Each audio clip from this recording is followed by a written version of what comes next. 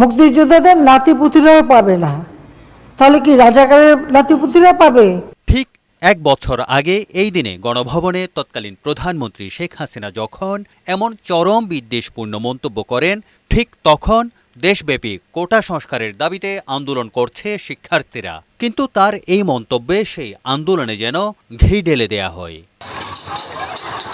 সংবাদ সম্মেলনটির ঠিক কয়েক ঘন্টা পর এই মন্তব্যের প্রতিবাদে ঢাকা বিশ্ববিদ্যালয়ের মেয়েরা হলের গেট ভেঙে বেরিয়ে পড়ে। প্রতিবাদের ঢেউ আসতে পড়ে সারা দেশে, যেটিকে বলা হয় জুলাই আন্দোলনের টার্নিং পয়েন্ট। বছর পূর্তির সেই দিনটিতে আবার সংবাদ সম্মেলন হয় সেই গণভবনে। তবে এই সংবাদ সম্মেলনে নেই পতিত সরকারের প্রধান। এতে সংস্কৃতি বিষয়ক উপদেষ্টা মুস্তাফা সরোয়ার ফারুকী বলেন, গণভবনকে আগামী 5ই আগস্ট জুলাই স্মৃতি জাদুঘর হিসেবে উদ্বোধন করা হবে, তবে সর্বসাধারণের জন্য উন্মুক্ত করা হবে আরও পরে।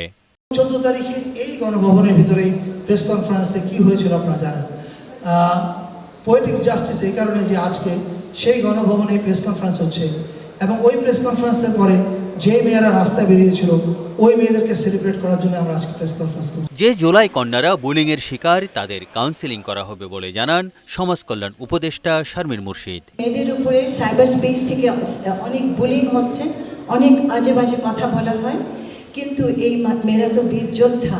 আমি বিশ্বাস করি তারা এটার থেকে বেরিয়ে আসবে এবং মাথা উঁচু করে দাঁড়াবে। পরে গণভবনের বর্তমান অবস্থা ঘুরে ঘুরে দেখেন সাংবাদিকরা। ধ্বংসস্তূপে পরিণত হওয়া গণভবনকে জাদুঘরের জন্য ঢেলে সাজানো হচ্ছে।